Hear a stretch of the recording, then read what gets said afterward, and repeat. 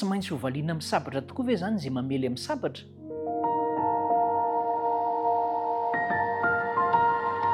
Miarabanao hatrany hatrany ary manonona ny fiadanan'ny tompo sy ny fahasoavany hoentintsika miaina indray ary ihany koa ahafahantsika mandray ny sitrapony amin'ny alalan'ny tenin'Andriamanitra amin'izao fotoana izao.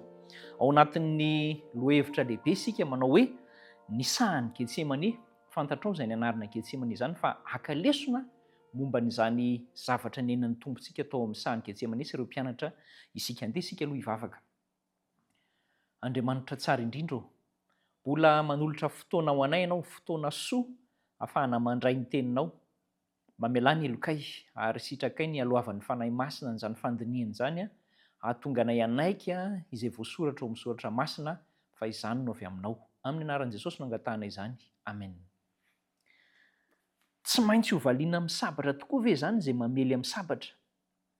Ary sika ao anatin'ny fiarahamonina andavanandro mantsy izy io manao hoe maso solon'ny maso, nify solon'ny nify, aina solon'ny aina. Dia ampiasaina mihitsy izy io hoe namono ahy kosa tsy maintsy asiako. Eny fa nao anaty fiarahamonina aza hoe namela ny zanako ka ataoko koa. Izany matetika no voizintsika ao anatina fiarahamonina.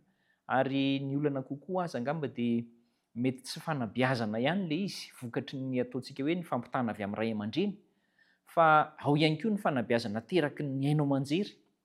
Ary izay no anasana antsika hoe andao mba tena hifantina ny zavatra ampianarana na ny zanaka na ny ankohonana na ny fiarahamonina.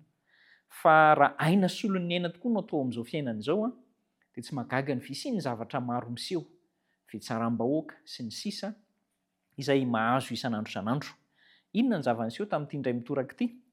Tao amin'ny sahan'ny Getsemane nitarihan'i Jodasy avy hatrany ireo avy any alavitra any izany ireo olona izay nentiny hisambotra ny tompontsika.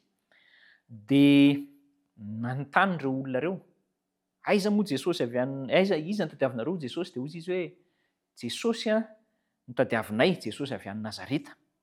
Dia niteny Jesosy hoe izaho no izy. Ary ity tenin'i Jesosy indray mandeha ity nahavariana taminy dia izao hoe tsy teny tsotra fa tahaka n'ilay nitenenan'Andriamanitra azy tany amin'ny zanak'Israely teo tendrombohitra Sinay hoe tamin'i Mosesy moa izany no talohan'izay aloha hoe izaho izay izy no maniraka anao. Dia Mosesy namerina an'izay hoe izaho izay izy. Ary izay mihitsy no nampiasain'i Jesosy teo hoe izaho no izy.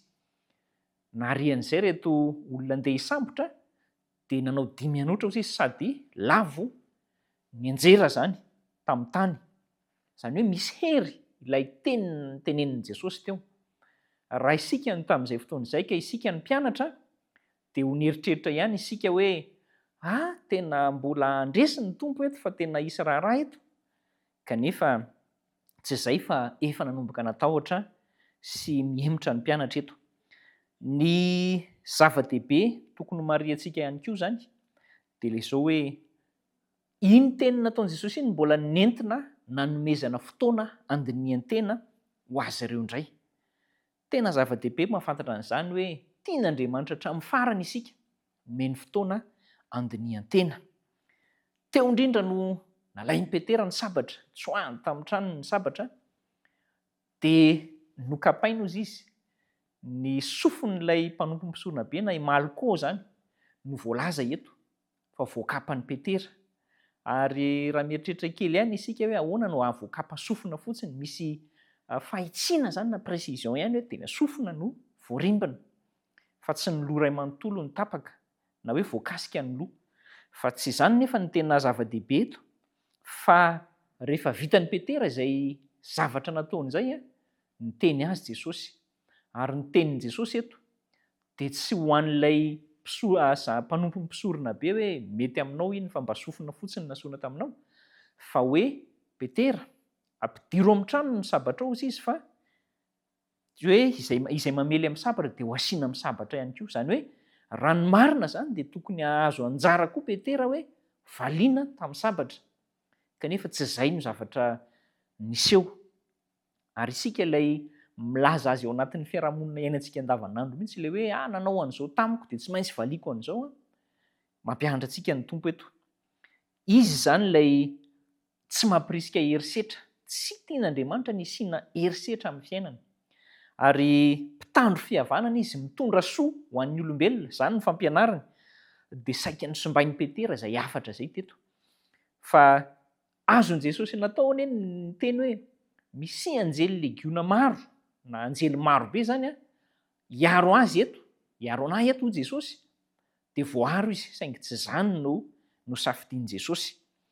Tsy nisafidy an'izay izy satria nilaza tamin'i Petera izy eo no mivoaka mipolotra ny vavany foana ilay tenin'ny soratra masina hoe ny kapoaka nomen'ny ndraiko aho izy tsy hosotroko va?